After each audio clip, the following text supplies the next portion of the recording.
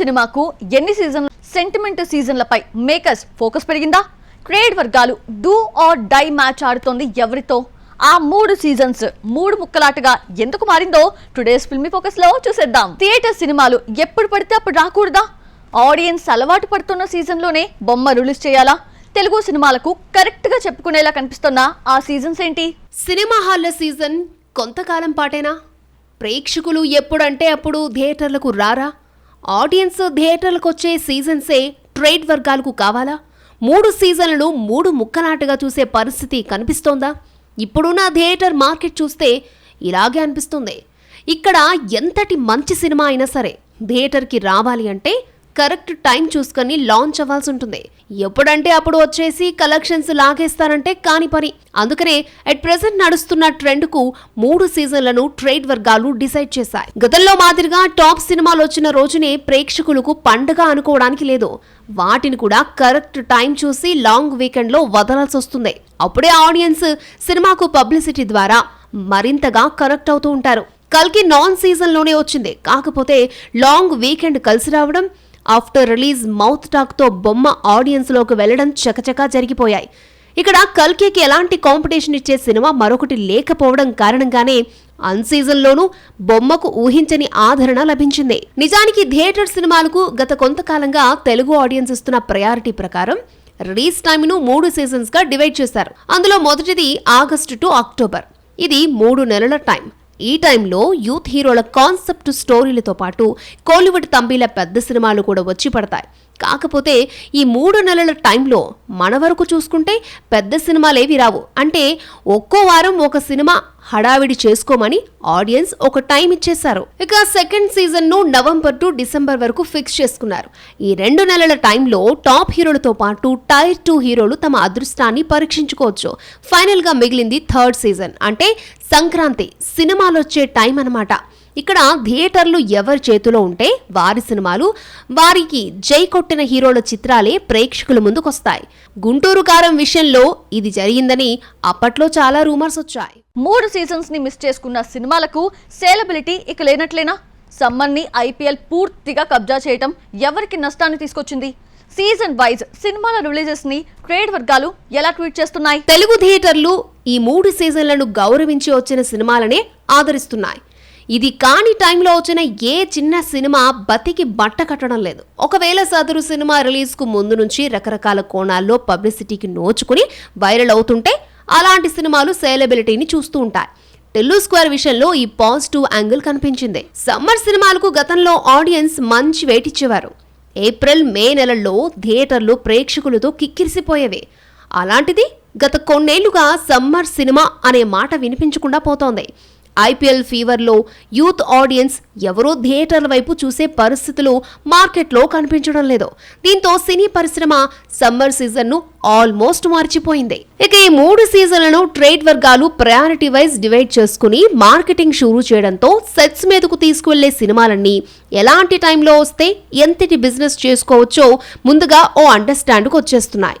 ఇలాంటి సినిమాలకు బయ్యర్లు ఓ రేట్ అనుకోవడం, థియేటర్ల పంపిణీని పంపిణీదారులు తీసుకుని డీల్ ఫినిష్ చేయడం జరిగిపోతూ ఉంటుంది. ఇలా జరిగే టైంలో ఆటోమేటిక్గానే థియేటర్ల కేటాయింపుల వ్యవహారం ఎప్పుడూ రచ్చవుతూనే ఉంది. టాలీవుడ్ కి సీజన్ 1 ఎలాంటి సక్సెస్ ని అందిస్తోంది?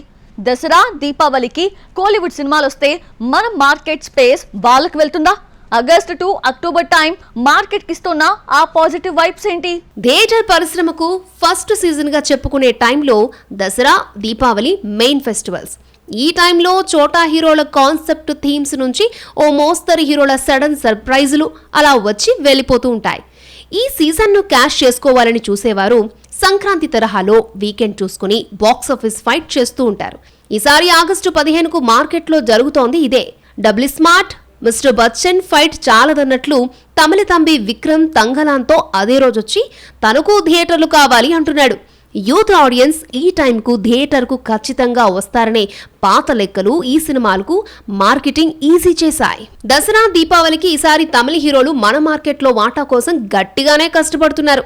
కంగువాత సూర్య, ది ఘోట్తో విజయ్, దుల్కర్, లక్కీ భాస్కర్ ఒకరితో ఒకరు పోటీ పడకుండా చాలా తెలివిగా తెలుగు కుర్ర హీరోలు సినిమాలు వచ్చే టైంలో వచ్చి మనతో పోటీకి దిగినా తెలుగు మార్కెట్ ను క్యాష్ చేసుకుందామని చూస్తున్నారు. ఇక తాను ఎవరికీ పోటీ కాదంటూ తెలివిగా తనకు పోటీ అనేదే లేకుండా నాని సరిపోదా శనివారంతో పాన్ ఇండియా లెవెల్లో దిగుతున్నాడు. ఇది ఏ రకంగా చూసుకున్నా నానికి మంచి రిలీజింగ్ టైం కావడంతో తాను ఏ సీజన్ లో వస్తే అదే తన సినిమాల రిలీజింగ్ కు కరెక్ట్ టైం అంటూ సినిమాకు తన రేంజ్ పెంచుకుంటూ పోతున్నాడు.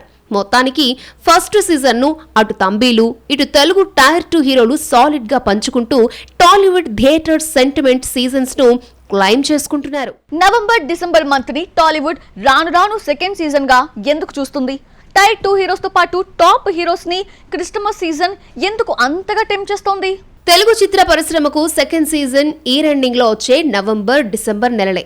ఆ మాటకొస్తే ఒక్క డిసెంబర్లోనే భారీ స్థాయి థియేట్రికల్ బిజినెస్ జరుగుతుంది.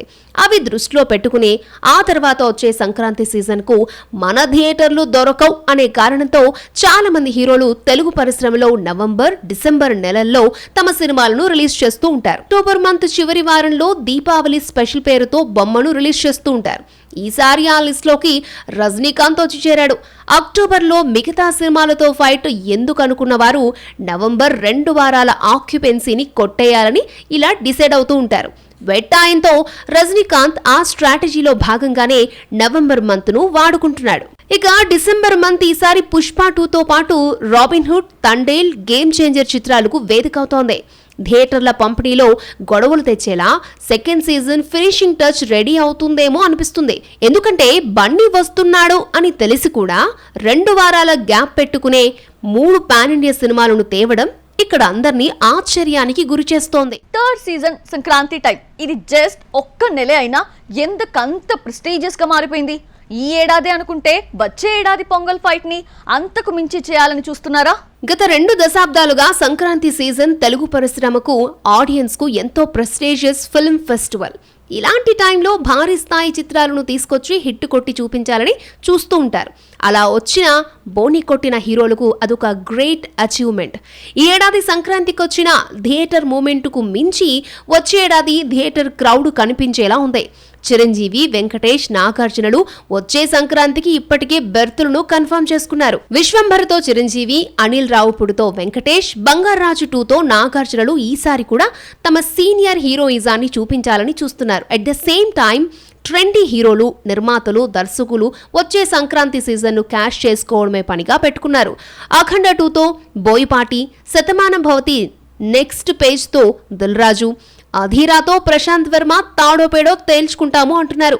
ఈ ఏడాది సంక్రాంతికి జరిగిన రభసే వచ్చే ఏడాది సంక్రాంతికి జరగబోతోంది. ఇండస్ట్రీ వర్గాల లెక్కల ప్రకారం వచ్చే సంక్రాంతికి 9 సినిమాలు రిలీజ్ అవుతాయట. అందులో సూర్య, అజిత్ సినిమాలు కూడా వచ్చేలా ఉన్నాయి.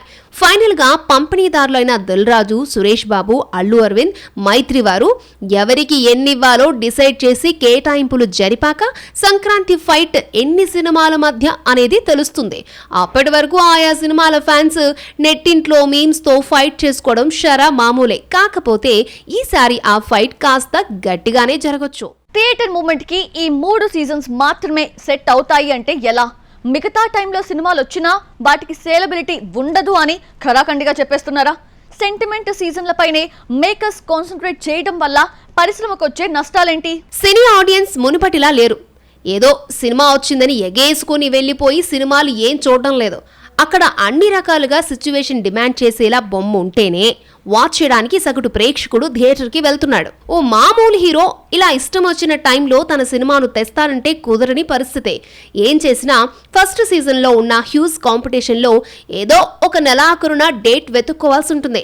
అక్కడ కూడా కాంపిటీషన్ లేకపోతే కొంతలో కొంత బెటర్మెంట్ కనిపిస్తోంది. లేదంటే రిలీజ్ డేట్ లాక్ అయినా తక్కువ థియేటర్లో తమ సినిమాను రిలీజ్ చేసుకోవాల్సి ఉంటుంది. నిజానికి ట్రేడ్ వర్గాలు ఒక సినిమాను రిలీజ్ చేయాలి అంటే అది ఏ సీజన్ సినిమాను ముందుగా ఓ అంచనాకు రావాల్సి ఉంటుంది. అలా వస్తేనే ఆ సినిమాతో తాము ఎంతవరకు బిజినెస్ చేసుకోవచ్చో తెలుస్తుంది.